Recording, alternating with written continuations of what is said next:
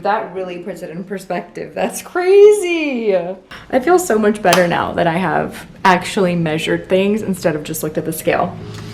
Hi guys, welcome back to my channel. It has been a whole year since I sat my butt down on this very couch and told you that I need to make a change. I need to stop eating like crap. I need to start working out.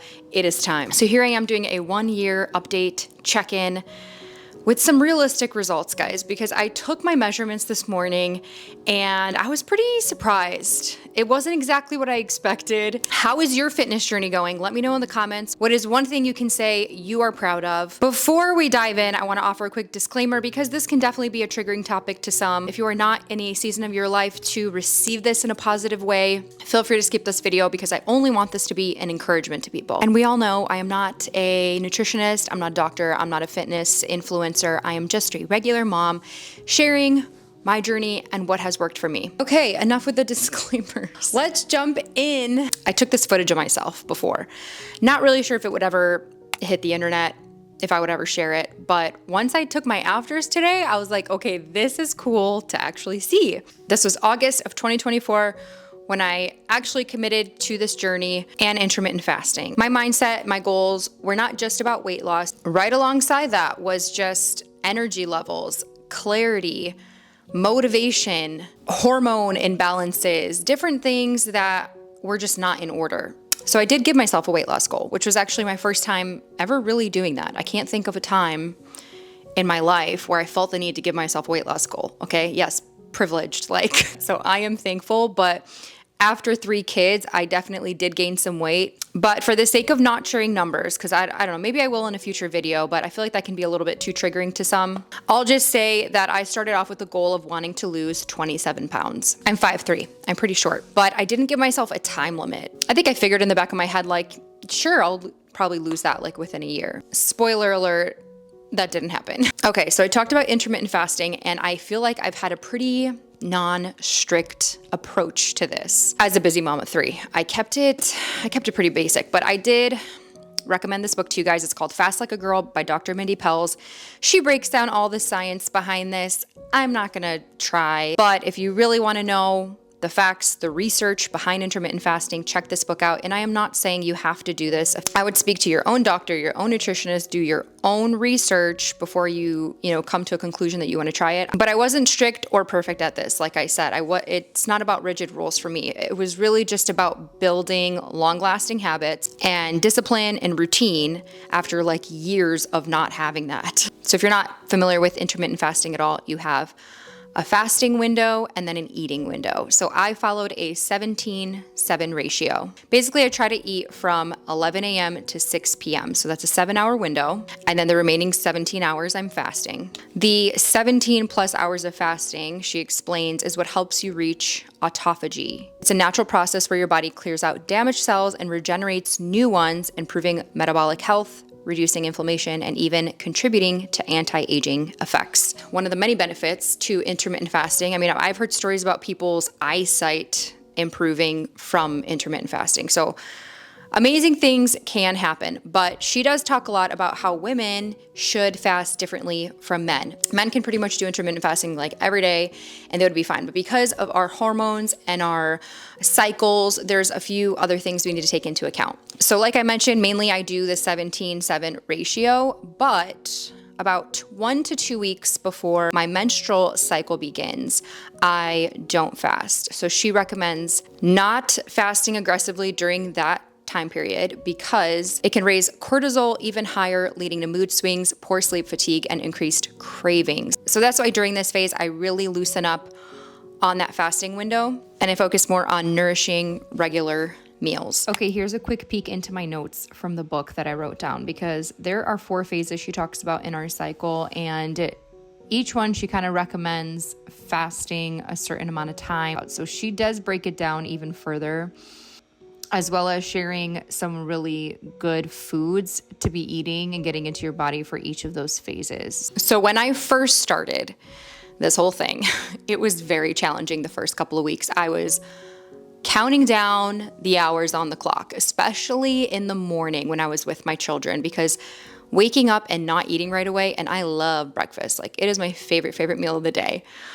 So I had to basically hold off on eating until 11. Meanwhile, I'm feeding my kids their breakfast. And as moms, we're usually like just basically eating their scraps, whatever they don't get to, we like quickly gobble it up. But you can't do that. And you have to really try to mentally remember that, because it's such a like instinct while you're just doing cleanup at the table. The other thing is, you know, when you're getting hungry, you can easily get more and more irritable, especially dealing with your kids. So it took me a couple weeks. I even debated like moving up my eating window, but then I was like, well, that means I need to be done with my eating window around 3 p.m. and that seems even crazier to me. I kind of just kept pushing myself, and over time it did get easier and easier, and it wasn't as big of a deal, but there was a few things I did to kind of help me, especially with those morning hours to hold out. You can drink black coffee. That does not take you out of your fasting state. So if you're a coffee drinker, that's a really good solution. But for me, the coffee kind of does the trick. So that was the main thing. And then keeping myself busy with as many tasks as possible so that I'm not thinking about eating, just being busy or leaving the house. So what I usually do is just pack up their lunches, a bunch of snacks, and head out for the day. Whether when it was in colder months, we would go to the library. Now we're going to the pool a lot, or a nature center or whatever, and pack myself up a meal for that first meal when I break my fast around 11. The other thing is really focusing on higher protein intakes so that when you are fasting, you're not as hungry because you've eaten a sufficient amount of protein. She talks a lot about breaking your fast for breakfast with really good protein intake. That really helps regulate your hormones, stabilize your blood sugar. She has a ton of recipes in her book. One of the main things I did take from her is sauerkraut. And that goes more into like gut health stuff. I got into this habit of breaking my fast with avocado mixed with sauerkraut, which sounds so gross, but I promise it's not. Once you start doing it, you just get so used to it and then you crave it every morning. And I will just spread it on a bagel or a sourdough bread. And I'll do like scrambled eggs with it, do some like breakfast sausages, so healthy fats, protein. That's usually how I start my day. But I will say that I didn't like actually track my protein intake in terms of calculating grams and stuff, calorie intake, or like calculating steps. I wasn't worried about those numbers. I didn't track any of that. I was just more focused on like building good habits. But okay, so then how did my diet change, or what was I eating? Here's a little AI generated slideshow of things I usually eat because I didn't have time to take pictures of meals. Honestly, it didn't change too much from what we normally were cooking in our household. So we just really focused on raising healthy fats and protein and keeping low carbs, which is basically keto. So there's my typical little breakfast. And since I eat at 11 and I eat a lot, I end up not being super hungry around lunchtime. I might eat what the kids are having, something small or their leftovers, and then I have a huge dinner. The one thing I did track is what I was weighing, and not because I was obsessed with this in an unhealthy way, but I was just curious how this would look for me. So I would just write it down in my notes app like 1 to 2 times a week. One thing I noticed pretty quickly is that in the first 3 weeks of my journey, I lost 5 pounds like pretty fast. I thought, wow, I'm already seeing results. Like at this rate, I'll lose, 5 pounds a month. Like I'll reach my weight loss goal pretty fast. But what happened next had me very surprised. My weight loss began to like really stagger. I mean, like I talked about this, it was so up and down all the time. It definitely was not at the rate of losing 5 pounds a month is what I quickly realized. I just continued to write it down. I'm seeing like one day it's this way, one day it's this way. It's like it's ever so slowly getting lower and lower. Continue. And then Christmas came along, kind of got off track a little bit. I wasn't, like I said, I was not crazy strict with this. But meanwhile, I am feeling stronger. My body composition is changing. But the weight loss is still, again, ever so slowly, just doing that like staggering thing back and forth. At some points, I'm like, I don't think I'm losing any weight, but I'm also feeling better in so many ways. Like my clarity, my motivation, my focus, sleeping better, my hormones are balancing out. So a huge benefit that I saw was after I had my third kid, my menstrual cycle was very inconsistent and also very long, like getting up to 45 days. A huge part of the benefits of intermittent fasting, as she talks about in the book, is balancing out your hormones, and it brought my cycle back to a more normal place of like 30 to 35 days. So I knew that everything was working and I was seeing results. I just wasn't seeing the weight loss rate that I thought I would have based on those first couple of weeks.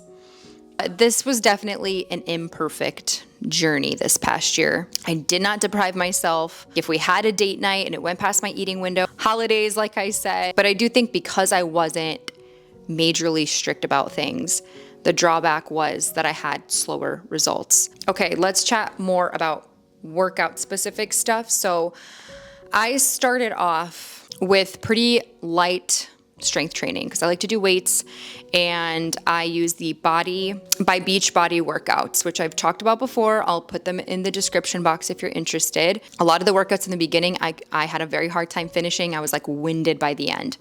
That has changed so much. Now those workouts are too easy for me, and I think I need to find some harder ones. So honestly, there's so many workout options on there. I typically do one upper body workout a week, one lower body, and then a third day will be like core focused. I do work out early in the morning. That's kind of just the best time for me, around 5:30 a.m. or so. And on a bad week, I might work out only once.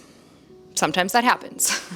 On a good week, I'm working out like 3 or 4 mornings. I hope it's not going to be too loud, but I do have some landscapers outside right now. But I really just focused on building a routine that I could maintain long term and not burn out. Some of the biggest changes that I've noticed in my body is stronger core. I had like 0 core strength after my 3rd kid.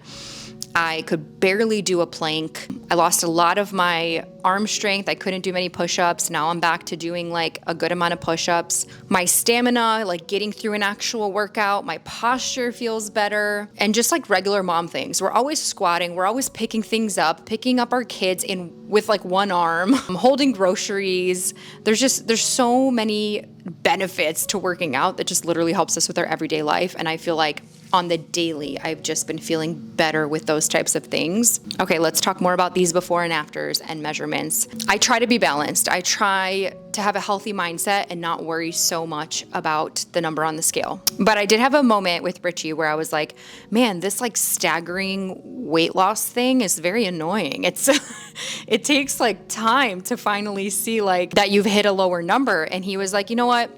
You need to make sure you take body measurements because that is going to really show you changes that you want to see, because we got to remember, muscle is denser than fat, so it's going to weigh more. Weight fluctuates, like I said. I keep doing this the whole video. With hormones, water, and the time of day, so it's like you can't even really trust that number.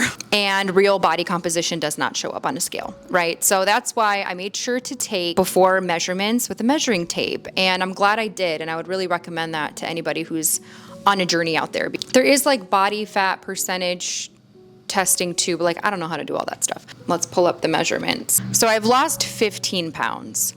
And as I mentioned, I started off wanting to lose 27 to get back down to like my pre-baby goal weight. So that means I have 12 left. Studies do show that waist circumference is a stronger indicator of metabolic health than weight alone. So let's start with the waist circumference difference. So that decreased by 3.5 inches, which doesn't seem like a lot, but then once I actually took the measuring tape and like went back to the former number and I saw all that space in between, that's what really made me feel like, okay, something's happening here. So that was exciting. And then I also had a decrease in my hips, which was 2 inches. And then I measured some random things that I don't even know if it matters. Like my thigh went down like 1/2 inch. My arm was the same. So I don't really think that those make much of a difference. But I did measure my bust, which went down 1.25 inches. And then right under my armpit, because I felt like that's where I had a lot of like back fat. That was a difference of 2 inches. So this was very motivating for me. All right, here's some final thoughts. This journey has been slower than I imagined, but it's still been more meaningful. And I think just like a very realistic version of what weight loss and fitness can look like to a postpartum mom, because I kind of started off just building good habits. And I see intermittent fasting as a lifestyle, something that I can continue for years. You don't need to be perfect to make progress. I have had such an imperfect journey this past year with this. And even with that, it was still better than what I was doing the year before when I was literally doing nothing. I'm excited to continue and move forward with some more goals. Overall, I feel proud of myself. It is cool to see actual results right before my eyes. Feels a little vulnerable to share it online. To be honest, there's a lot going on under those clothes. I didn't even share, the half of it, but that's all I'm willing to share on the internet. Especially as busy moms, because we have